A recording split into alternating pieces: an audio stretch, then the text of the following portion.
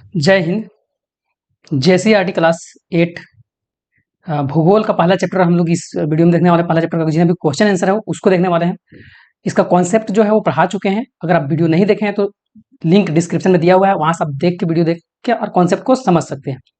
तो इस चैप्टर का जो नाम है भूगोल का पहला चैप्टर संसाधन।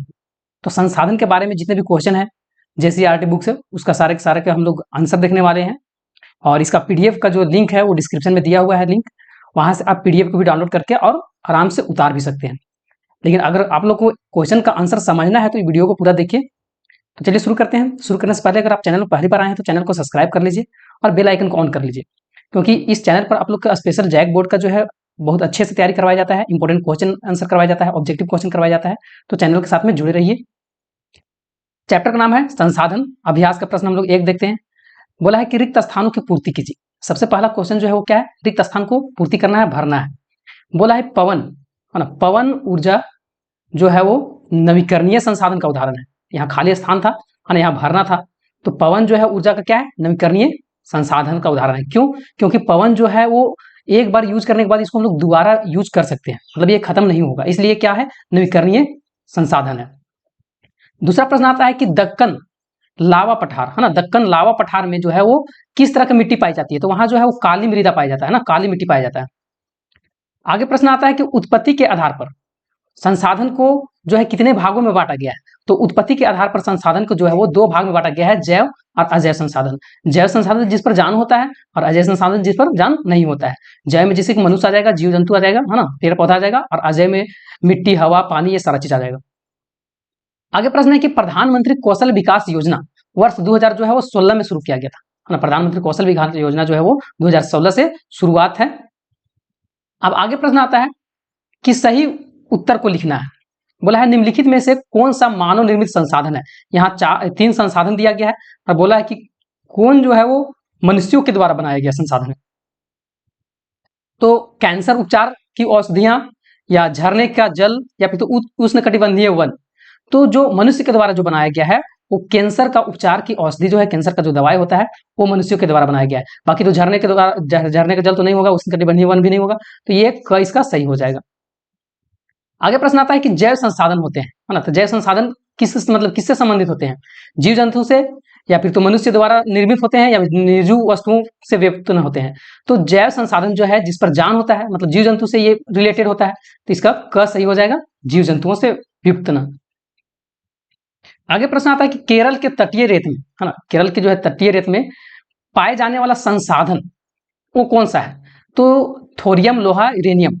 तो यहाँ सही आंसर जो इसका हो जाएगा वो थोरियम हो जाएगा, जिसको हम लोग मैग्नेटाइट, इस तरह से कुछ है। नेक्स्ट आता है कि सतत पोषणीय विकास की अवधारणा किस सम्मेलन में पहली बार आया था। सतत पोषणीय विकास सम्मेलन जो किया था वो सबसे पहले कहाँ, मतलब किस शहर में किया गया था, स्टॉकहोम या क्योटो या रियो। तो रियो डी जेनेरो में 1992 में किया गया था, है ना, रियो डी जेनेरो 1992 ईस्वी में किया गया था। आगे प्रश्न आता है निम्नलिखित प्रश्नों का उत्तर देना है। बोला है संसाधन किसे कहते हैं, संसाधन क्या होता है, तो हमारे चारों ओर, है ना, हमारे चारों ओर नजर आने वाले वस्तुएं जो हमारे लिए उपयोगी होते हैं और हमारी बुनियादी आवश्यकताओं को जो है पूरा करता है, मतलब हम लोग को जो जरूरत होता है उसको पूरा करता है, तो उसको हम लोग संसाधन कहते हैं। फिर समझिएगा, हमारे चारों ओर नजर जो भी चीजें आता है, वो वस्तु, जितने भी वस्तु हैं जो हम लोग के उपयोगी है, हम लोग के लिए वो जरूरी है ना, तो और हम लोग का वो आवश्यकताओं की बुनियादी को पूरा करता है, तो उसको हम लोग संसाधन बोलते हैं। उदाहरण के लिए जैसे कि हवा हो गया, पानी हो गया, है ना, हवा, मिट्टी, पानी, ये सारा चीज जो है हम लोग के लिए संसाधन है। आगे प्रश्न आता है कि संसाधन के मुख्यतः कितने प्रकार के होते हैं। संक्षेप में बोला है कि बताने जो है वो डिफाइन करना है सभी को।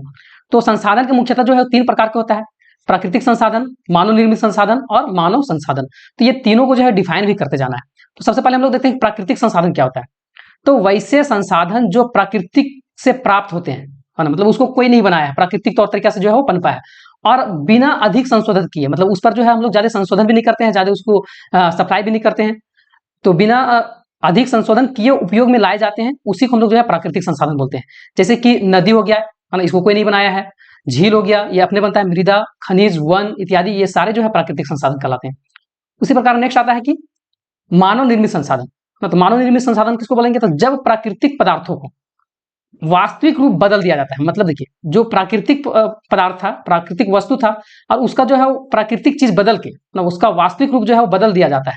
उसका बाद उनका प्रयोग जो है अन्य वस्तु के बनाने के लिए किया जाता है। उसी को हम लोग बोलते हैं उससे जो नया वस्तु बनता है उस वस्तु को हम लोग बोलते हैं मानव निर्मित संसाधन।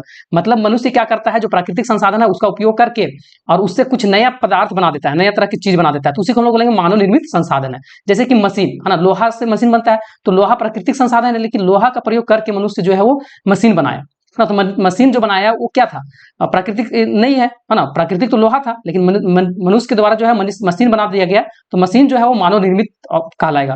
उसी तरह से औजार बनाता है मनुष्य, तो ये भी मानव निर्मित है। वाहन जो मनुष्य के द्वारा बनाया जाता है, भले ही यहाँ लोहा जो है वो प्राकृतिक संसाधन है, लेकिन लोहा का प्रयोग करके जो है मनुष्य जो है वो गाड़ी बना दिया, वाहन बना दिया, तो ये वाहन जो है वो मानव निर्मित कहलाएगा। ये सारा चीज जो है मानव निर्मित संसाधन कहलाएगा। आगे प्रश्न आता है कि मानव संसाधन क्या है। तो मानव स्वयं में एक संसाधन है। मनुष्य जो है क्या है, एक खुद संसाधन है। मानव को संसाधन उसकी संख्या, शारीरिक एवं मानसिक शक्ति बनाती है। शारीरिक एवं मानसिक शक्ति का विकास से जो है वो शिक्षा, तकनीक, स्वास्थ्य और कौशल की सहायता से होता है। जैसे कि मानव संसाधन के अंतर्गत हो जाएगा दर्जी, शिक्षक, वकील, है ना। ये सब खुद जो है मानव संसाधन है। मतलब मनुष्य जो है अपने कौशल के अनुसार जो है ना दूसरे लोगों को जो है वो उपयोग, मतलब उपयोगी पदार्थ के रूप में यूज होता है, तो उसको हम लोग बोलेंगे मानव संसाधन। अब नेक्स्ट आता है संसाधन इतना जरूरी है ना। तो संसाधन संरक्षण महत्वपूर्ण है। क्यों? संसाधन जो है उसको संरक्षण करना जरूरी है। ये क्यों? तो आज जिस दर से संसाधन का हम लोग उपयोग कर रहे हैं, आज जिस दर से जो है संसाधन का उपयोग किया जा रहा है, वह उसी दर से, अगर उस दर से है ना, उस दर से अगर कहीं अधिक, जिस दर से, देखिए हम संसाधन क्या है कि आज जिस तरह से हम लोग संसाधन को उपयोग कर रहे हैं वो बस मतलब जो है वह कहीं अधिक है जिस दर से हम लोग इन संसाधनों को पुनः पूर्ति किया जा रहा है। मतलब जिस तरह से हम लोग संसाधन का उपयोग कर रहे हैं ना, उससे कहीं ज्यादा जो है वो दर से इसको मतलब बंद देरी से रहा है। हम लोग जो संसाधन का प्रयोग कर रहे हैं, यहाँ साफ साफ लिखा हुआ है कि आज जिस दर से संसाधन का उपयोग किया जाता है वह बस जो है दर से ही कहीं अधिक है जिस दर से इनका संसाधनों का पुनः पूर्ति किया जा रहा है। और इससे अंततः जो है संसाधन की कमी हो जाएगी और हम लोग के आने वाला पीढ़ी जो है, हम लोग का आने वाला पीढ़ी जो है वो को नुकसान होगा। और इसलिए भविष्य में ऐसी अवांछनीय घटनाओं से बचने के लिए जो है हमें आज संसाधन का संरक्षण करना बहुत ही जरूरी है। सर्वोच्च प्राथमिकता हम लोग को देना चाहिए। आगे प्रश्न आता है सतत पोषणीय विकास क्या है, इसके सिद्धांत को लिखिए। तो संसाधनों का उपयोग करने की आवश्यकता और भविष्य के लिए उनके संरक्षण में संतुलन बना के रखना सतत पोषणीय विकास कहलाता है। इसके सिद्धांत क्या है? तो इनके निम्नलिखित सिद्धांत है। सभी नवीकरणीय संसाधनों का उपयोग किया जाए।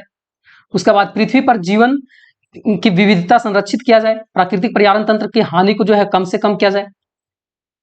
नेक्स्ट प्रश्न आता है कि लघु उत्तरीय प्रश्न है, मानव एक संसाधन है कैसे?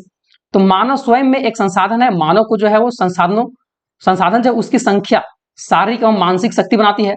शारीरिक एवं मानसिक शक्ति का विकास शिक्षा, तकनीक हो गया, स्वास्थ्य हो गया, कौशल और सहायता से जो है उनकी सहायता से ही मनुष्य नया नया वस्तु का निर्माण कर पाता है, मतलब अपना कौशल से ही। नेक्स्ट आता है संभाव्य और वास्तविक संसाधन में क्या अंतर है। तो सबसे पहले देखेंगे संभाव्य संसाधन क्या होता है और वास्तविक संसाधन क्या होता है। तो संभाव्य संसाधन वे वस्तुएं जिनकी निश्चित संख्या या मात्रा अनुमान नहीं लगाया जा सकता है।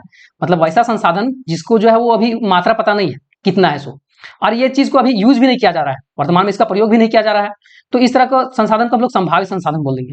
जैसे उदाहरण के लिए लद्दाख में पाया जाने वाला यूरेनियम हो गया, केरल के तटीय रेत में जो पाया जाता है वो मोनाजाइट हो गया। नेक्स्ट आता है वास्तविक संसाधन के बारे में थोड़ा सा डिफिनेशन दिखना है। तो वैसे संसाधन वास्तविक संसाधन होते हैं जिनकी मात्रा ज्ञात होती है, जिसकी मात्रा जो है पता है और जिनका उपयोग जो है वर्तमान समय में किया जा रहा है। जैसे कि पश्चिम एशिया में खनिज तेल हो गया, महाराष्ट्र में दक्कन पठार की जो है काली मिट्टी हो गया, झारखंड में कोयला हो गया, ये सारा चीज। नेक्स्ट आता है स्थानिक संसाधन क्या है। तो झारखंड के संदर्भ में स्पष्ट करें, मतलब झारखंड को जो है वो मद्देनजर रखते हुए जो है वो इसके बारे में लिखना है। तो वैसे संसाधन जो निश्चित स्थान पर पाया जाता है, तो इस तरह का संसाधन जो कहीं एक स्पेशल जगह पाया जाता है, और स्थानीय संसाधन उस तरह के संसाधन को जो है स्थानीय संसाधन बोलते हैं। जैसे कि लोहा हो गया, लो एस्क जो है वो सभी जगह नहीं पाया जाता है, कोई कोई जगह पाया जाता है, तो ये जो है वो स्थानीय संसाधन कहलाएगा। तांबा हो गया। उसी प्रकार कोयला झारखंड में पूरे विश्व में से अच्छी गुणवत्ता वाला पाया जाता है, और इस प्रकार कोयला जो हो गया लो एस्क स्थानिक संसाधन कहलाते हैं।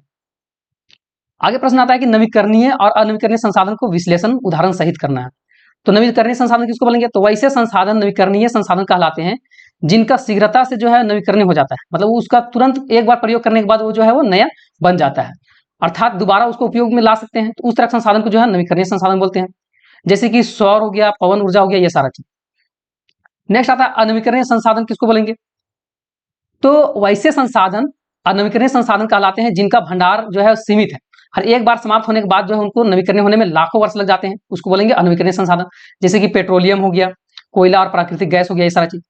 जैव और अजैव संसाधन क्या है ना? तो जैव संसाधन वैसे संसाधन जिस पर जीवन होता है उसे जैव संसाधन कहा जाता है, जैसे कि पौधा हो गया, जंतु हो गया, मानव हो गया। नेक्स्ट आता है अजैव संसाधन, तो वैसे संसाधन जिस पर जीवन नहीं होता है उसे अजैव संसाधन कहते हैं, जैसे कि मृदा, चट्टान, हवा, जल आदि, ये सब हो गया। अंतर बताना है नवीकरणीय और अनवीकरणीय संसाधन में। तो नवीकरणीय संसाधन पहले हम लोग देखेंगे। तो वैसा संसाधन नवीकरणीय संसाधन कहलाते हैं जिनका शीघ्रता से नवीकरणीय हो जाता है, अर्थात उनका उपयोग दोबारा किया जा सकता है, इसको नवीकरणीय बोलेंगे। अनवीकरणीय वैसे संसाधन अनवीकरणीय संसाधन कहलाते हैं जिनका भंडार सीमित है, हर एक बार जो है एक बार समाप्त होने के बाद उसको नवीकरणीय बनने में लाखों साल लग जाता है। उदाहरण के लिए नवीकरणीय में हो जाएगा सौर एवं पवन ऊर्जा, और अनवीकरणीय में उदाहरण हो जाएगा पेट्रोलियम, कोयला और प्राकृतिक गैस। नेक्स्ट आता है कि ये अंतर इसमें भी करना है सर्वव्यापक और स्थानिक संसाधन में। तो सर्वव्यापक और स्थानीय संसाधन निम्नलिखित अंतर है। सर्वव्यापक में हम लोग देखेंगे तो जो संसाधन सभी जगह पाए जाते हैं उसको सर्वव्यापक संसाधन बोलते हैं। स्थानीय संसाधन वैसे संसाधन जो निश्चित स्थान पर पाया जाता है उसको स्थानिक संसाधन बोलते हैं। सर्वव्यापक का उदाहरण हो जाएगा वायु, ये सब, और स्थानिक में लोहा, अयस्क हो जाएगा, तांबा हो जाएगा, ये सारा चीज। अब यहाँ जो है कारण बताना है कि प्रौद्योगिकी एक मानव निर्मित संसाधन है, कैसे, है ना? तो मानव निर्मित संसाधन में नई वस्तुओं को बनाने के लिए प्रौद्योगिकी का प्रयोग किया जाता है। और लोह अयस्क प्राकृतिक संसाधन है और इसमें लोहा का निष्कर्ष करके मशीन, औजार, वाहन आदि बनाए जाते हैं। तो ये मानव निर्मित संसाधन है और इसके अलावा प्रौद्योगिकी भी एक मानव निर्मित संसाधन ही है। नेक्स्ट आता है कि मानव एक विशेष संसाधन है, इसको जो है वो बताना, स्पष्ट करना है। तो मानव स्वयं में एक संसाधन है। मानव को संसाधन उसकी संख्या, शारीरिक एवं मानसिक शक्ति बनाती है, और शारीरिक एवं मानसिक शक्ति का मानव विकास जो है, विकास शिक्षा हो गया, तकनीक, स्वास्थ्य एवं कौशल की सहायता से होता है, और इसकी सहायता से ही मनुष्य जो है नई वस्तुओं का निर्माण भी करता है। तो इसको हम लोग मानव जो है खुद में एक संसाधन है। अब दीर्घ उत्तरीय प्रश्न आता है कि मतलब झारखंड में पाए जाने वाले नवीकरणीय एवं अनवीकरणीय संसाधन पर एक निबंध लिखना है। तो निबंध यहाँ हम लोग देखते हैं। तो संसाधन को, है ना, संसाधन जो है ना, संसाधन को नवीकरणीय और गैर नवीकरणीय के रूप में वर्गीकृत किया जा सकता है, और इस आधार पर कि क्या यह अपने आप जो उस दर से बदल सकता है जिस दर पर इनका उपयोग किया जा रहा है, मतलब जिस तरह से हम लोग इसको प्रयोग कर रहे हैं उस तरह से नया तुरंत बन पाएगा, इसकी एक सीमित आपूर्ति है या नहीं, ये सारा चीज। तो इमारती लकड़ी हो गया, पवन हो गया, सौर ऊर्जा हो गया, ये सब अच्छा यानी नवीकरणीय संसाधन है। उदाहरण के लिए जबकि कोयला और प्राकृतिक, है ना, प्राकृतिक गैस हो गया गैर मतलब अनवीकरणीय संसाधन का उदाहरण है। अब उसी तरह से बोला है कि क्योंकि झारखंड में इतने सारे झरने हैं कि यह नवीकरणीय संसाधन का प्रचुर मात्रा है। नवीकरणीय ऊर्जा का एक महत्वपूर्ण स्रोत जल विद्युत भी है, जो कि झारखंड में जल विद्युत द्वारा मतलब जल से बिजली उत्पादन किया जाता है। जल की गुरुत्वीय स्थिति को ऊर्जा में प्रारंभ झरना के मामले में जो है जल का गतिज ऊर्जा में बदल दिया जाता है।